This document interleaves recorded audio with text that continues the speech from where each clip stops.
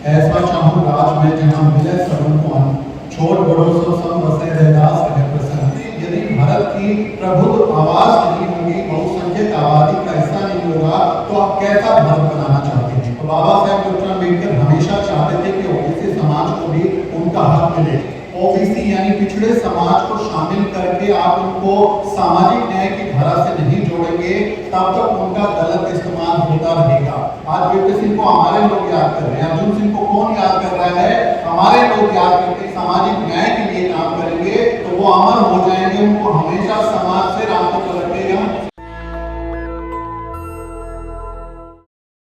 और बाबा साहेब डॉक्टर अम्बेडकर जिस प्रबुद्ध भारत की कल्पना करते हैं, संत रविदास महाराज जिस बेगमपुरा की कल्पना करते हैं, ऐसा चाहूं राज में जहां मिले सबन को अन्न, छोट बड़ों सो सम बसे रैदास रहे प्रसन्न। वैसे बेगमपुरा की कल्पना करने वाले हमारे गुरुओं, हमारे महापुरुषों ने जो सपना देखा था, जिस भारत को बनाने की वो कोशिश कर रहे थे, उस भारत को बनाने की दिशा में मंडल कमीशन की रिपोर्ट एक सबसे अहम दस्तावेज साबित हुई। और उस दस्तावेज को लागू करने का श्रेय माननीय पूर्व प्रधानमंत्री वीपी सिंह जी को जाता है, जो वैसे तो सिर्फ 11 महीने प्रधानमंत्री रहे, लेकिन 11 महीने में भारत को बनाने में, भारत को एक मुकम्मल राष्ट्र बनाने में उन्होंने जो काम किया है उसको हमेशा याद किया जाएगा। और उसको याद करते हुए उन्हें नमन किया जाएगा कि कैसे उन्होंने समाज के पिछड़े तबके को, वंचित समाज को उनका हक देने के लिए अपने आप को दांव पर लगा दिया और अपनी सरकार को दांव पर लगा दिया। कुछ लोग कहते हैं कि उन्होंने अपनी सरकार को बचाने के लिए ही जो है मंडल कमीशन की सिफारिश को लागू किया था, लेकिन अगर ऐसा होता तो उनकी सरकार जाती नहीं, उनकी सरकार तो नहीं बची ना मंडल कमीशन की सिफारिश लागू करने के बाद भी। तो उन्होंने अपने कार्यकाल में जो महान काम किया है उसके लिए सदैव समाज उनका आभारी रहेगा। और मैं इसे राष्ट्र निर्माण की प्रक्रिया मानता हूँ कि बाबा साहेब डॉक्टर अम्बेडकर जिस आइडिया ऑफ इंडिया की बात करते हैं, जिस प्रबुद्ध भारत की बात करते हैं, उस भारत को बनाने में यदि भारत की प्रबुद्ध आवाज नहीं होगी, बहुसंख्यक आबादी का हिस्सा नहीं होगा, तो आप कैसा भारत बनाना चाहते हैं? आप किस तरह का भारत बनाना चाहते हैं? क्या आप एक ऐसा भारत बनाना चाहते हैं जहां पर चंद जातियों के लोगों का दबदबा होगा, वही लोग अपनी बात बोलेंगे, और वो भी सवर्ण पुरुषों का एक ऐसा गठजोड़ होगा, उसमें बाकी सब नहीं है, सिर्फ ऐसे चंद जातियों के लोग होंगे जो सब कुछ तय करेंगे और बाकी लोग उनकी गुलामी करेंगे। तो ऐसा भारत बनाने की कल्पना हमारे देश के राष्ट्र निर्माताओं ने नहीं की है। हमारे देश के राष्ट्र निर्माता हमेशा एक ऐसा देश बनाना चाहते हैं जिसमें सबकी भागीदारी हो, जिसमें सबकी गारंटी हो कि वो उनके साथ समानता का व्यवहार होगा, उनके साथ न्याय होगा। जब अवसरों की बात आएगी तो सबको समान अवसर मिलेंगे। इसी कड़ी में मंडल कमीशन की सिफारिश को लागू करने के लिए आदरणीय पूर्व प्रधानमंत्री वीपी सिंह हमेशा हम उनको याद करते रहेंगे और उनके आभारी रहेंगे।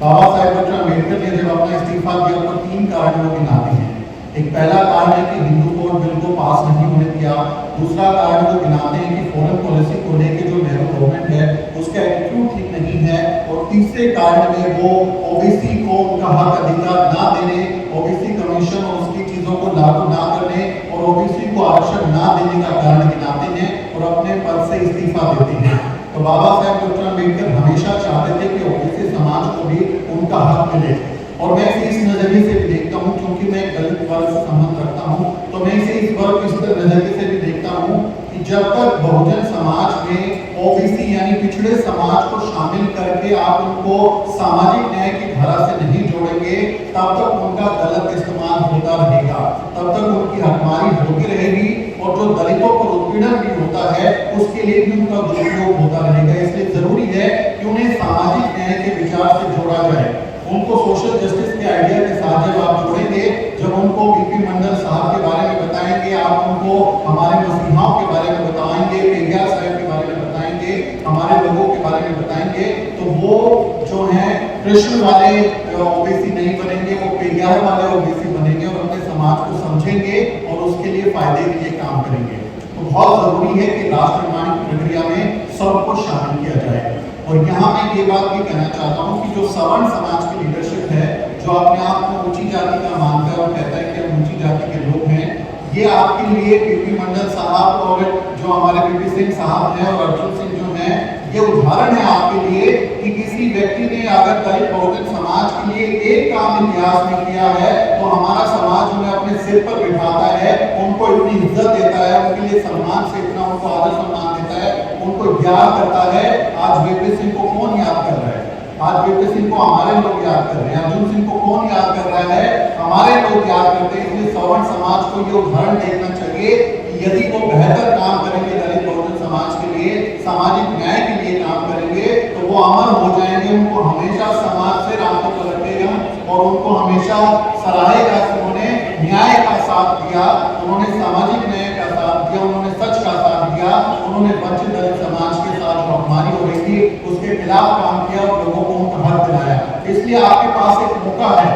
जो भी सवर्ण समाज की लीडरशिप है उसके पास मौका है कि जो हिस्टोरिकल इनजस्टिस उन्होंने किया है, उनके पुरखों ने किया है, उसको वो करेक्ट करें और अपने समाज को एक नसीहत देते हुए, अपने समाज के लिए उदाहरण पेश करते हुए अच्छे काम करें। ना कि वो जातिवाद जनगणना का विरोध करें, ना कि वो दलित समाज बहुजन समाज को मिलने वाले आरक्षण का विरोध करें, ना कि वो जो कोटे के अंदर जो दलित बहुजन महिलाओं को कोटा देने की बात होती है उसका विरोध करें, ना कि वो लेटरल एंट्री में जब हम अपने लोगों के प्रतिनिधित्व की बात करते हैं उसका विरोध करें। इसलिए आपके पास मौका है कि आप अपने आप को करेक्ट कर सकते हैं और आप अगर करेक्ट करते हैं और समाज के लिए कुछ अच्छा काम करते हैं तो आपको भी वीपी सिंह की तरह हमारे लोग हमेशा दिल में बसाते रखेंगे, आपको सम्मान देंगे और आपको हमेशा याद करते रहेंगे। नेशनल दस्तक की आपसे गुजारिश है कि अगर इसको बचाना चाहते हैं तो नेशनल दस्तक को सब्सक्राइब करने के लिए रेड कलर के सब्सक्राइब बटन को दबाएं,